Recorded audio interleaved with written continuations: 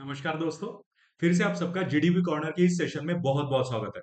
दोस्तों, आज की इस सेशन में हम एनआईए यानी नेशनल इन्वेस्टिगेशन एजेंसी में साइंटिफिक रिक्रूटमेंट 2026 के बारे में देखने वाले हैं, जिसमें ऑफलाइन 30 क्राइम सीन रिलेटेड जो असिस्टेंट की पोस्ट है वो निकले। यानी अगर आपको कुछ थ्रिलर टाइप करना है तो ये आपके लिए एक अच्छी पोस्ट हो सकती है। ठीक है, तो इसी के बारे में सारी इंफॉर्मेशन जो है आज की इस वीडियो में के माध्यम से हम देखने वाले हैं।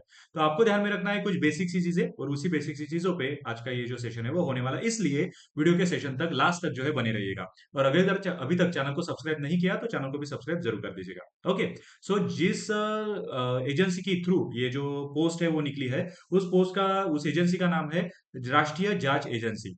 ठीक है, राष्ट्रीय जांच एजेंसी यानी एनआईए, नेशनल इन्वेस्टिगेशन एजेंसी, गृह मंत्रालय भारत सरकार के अंडर में आती है। इसमें कई सारी पोस्ट है, जिसमें फॉरेंसिक मनोवैज्ञानिक, फिंगरप्रिंट एक्सपर्ट, विस्फोटक विशेषज्ञ, साइबर फॉरेंसिक प्रशिक्षक या क्राइम सीन असिस्टेंट, ऐसे कई सारी पोस्ट जो है इसमें निकली है। टोटल रिक्तियां कितनी है, यानी टोटल पोस्ट जो है वो कितनी है, वो 30। बट आगे जाके ये बढ़ सकती है। ठीक है, आगे जाके ये बढ़ सकती है, ऐसा पहले ही कह दिया है इन्होंने। ठीक है। नियुक्ति अवधि कैसे रहेगी, तो 3 वर्ष से अधिक नहीं रहेगी। यानी आपका जो काम है वो 3 साल तक जो है रहने वाला है। ठीक है, 3 साल तक आपका काम जो है रहने वाला है, और इसके रिलेटेड वेतन भी जो है, मतलब पगार जो है वो अभी आपको अच्छा खासा मिलने वाला है। ठीक है, ये आपको ध्यान में रखना है। और साथ ही कौन सी बेसिक चीजें ध्यान में रखनी है, तो अगर आपको इसका अर्जी करनी है, अगर आपको इसमें फॉर्म भरना है, तो आपको सिर्फ ऑफलाइन मोड से ही फॉर्म जो है भर सकते हो।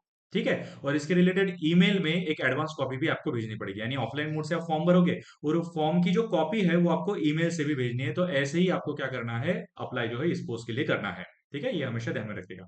और कौन कौन सी चीजें आपको ध्यान में रखनी है, तो ये एक्चुअली फॉर्म जो है वो कब से स्टार्ट हो चुके हैं, तो ये फॉर्म स्टार्ट हो चुके हैं एक्चुअली 13/4/2026 से। ठीक है, बट इनके 60 दिन के भीतर, यानी 13/4/2026 से लेके 13/6/2026 तक ही आप क्या कर सकते हो, इसकी अर्जी जो है वो कर सकते हो। ऑफलाइन तरीके से अर्जी करनी है, बट अर्जी जो है कर सकते हो, क्योंकि एम्प्लॉयमेंट न्यूज जो एक्चुअली न्यूज़पेपर होता है उसमें जो तारीख दी गई है वो है ये लास्ट डेट। तो ये लास्ट डेट से पहले आपको क्या करना है, पूरा का पूरा जो अर्जी की प्रोसीजर है वो कर देनी है। ठीक है, ये आपको ध्यान में रखिएगा। और कौन सी बेसिक चीजें ध्यान में रखनी है, तो आपको ध्यान में रखनी है कि जो फोरेंसिक मनोवैज्ञानिक है उसकी जो निकली है वो टोटल 3 पोस्ट जो है निकली है, जिसमें सैलरी आपको रहने वाली है 3 साल तक 56,100 से लेके 1,77,000 तक। उसके बाद फिंगरप्रिंट एक्सपर्ट जो है उसकी एक ही पोस्ट है, बट सैलरी अच्छी खासी रहने वाली है 56,000 से लेके 1,77,000 तक। यानी जब आपकी थोड़ी बहुत ट्रेनिंग चलेगी तो ट्रेनिंग में ही आपको पे स्केल जो है मैट्रिक्स लेवल 10 के हिसाब से 56,000 का पेमेंट जो है आपको अवेलेबल हो जाएगा। उसके बाद विस्फोटक विशेषज्ञ उसके 2 वैकेंसी निकली है, जिसमें भी सैलरी काफी मोटी खासी सैलरी है। साइबर फॉरेंसिक प्रशिक्षक जो होते हैं उसकी भी 56,000 से लेके 1,77,000 तक है। और क्राइम सीन असिस्टेंट जो है उसकी भी लेके 44,000 से लेके 1,42,000 तक सैलरी जो है आपको मिल जाएगी। तो ये आपके लिए काफी अच्छी अपॉर्चुनिटी जो है वो हो सकती है, अगर आपको थ्रिलर वाला कुछ काम करना है तो। ठीक है, बट सर एक्चुअली शैक्षणिक योग्यता जो है वो हमारी क्या होनी चाहिए, तो फॉरेंसिक मनोवैज्ञानिक में अगर आपको अप्लाई करना है तो क्रिमिनोलॉजी या क्लिनिकल साइकोलॉजी में आपकी मास्टर डिग्री जो है होनी चाहिए। साथ ही आपको 3 साल का एक्सपीरियंस भी होना चाहिए, कहीं से भी एक्सपीरियंस जो है होना चाहिए। फिंगरप्रिंट एक्सपर्ट के लिए आपकी एमएससी कंप्लीट होनी चाहिए या बीएससी केमिस्ट्री के साथ होना चाहिए। साथ ही आपको फिंगरप्रिंट में 3 साल का एक्सपीरियंस जो है वो होना चाहिए। विस्फोटक विशेषज्ञ के लिए आपको मास्टर डिग्री एमएससी में होनी चाहिए, जिसमें केमिस्ट्री ये सब्जेक्ट चाहिए ही चाहिए। और आपको 5 साल का एक्सपीरियंस जो है वो होना चाहिए। साइबर फॉरेंसिक प्रशिक्षक में आपका बीई बीटेक होना चाहिए, या अगर ये नहीं है तो एमसीए एमएससी भी होना चाहिए, लेकिन 3 साल का अनुभव भी इसमें चाहिए। और क्राइम सीन असिस्टेंट के लिए बायोटेक्नोलॉजी या फिजिक्स हो गया, फॉरेंसिक साइंस हो गया, इसमें भी आपकी डिग्री जो है चल जाएगी, master degree. But okay, but 3 साल का जो एक्सपीरियंस है इसमें भी लगने वाला है क्राइम सीन के रिलेटेड।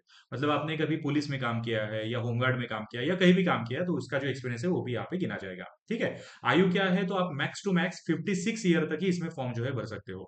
56 जो है वो अंतिम तिथि तक जो है आप फॉर्म भर सकते हो, अगर आप 56 तक पहुंच गए तो ही। और आवेदन शुल्क कितना रहेगा, तो 0। ठीक है, कोई भी आवेदन शुल्क इसमें नहीं लिया जाने वाला। आपको सिर्फ फॉर्म भरना है और अप्लाई कर देना है। सिर्फ याद रखिएगा, फॉर्म जो है वो ऑफलाइन भरना है ये। ठीक है। अब एक चीज है जो ध्यान में रखनी है आपको, कि इसमें चरण जो होंगे यानी स्टेप जो होंगे वो फर्स्ट स्टेप, सेकंड स्टेप और थर्ड स्टेप होगा।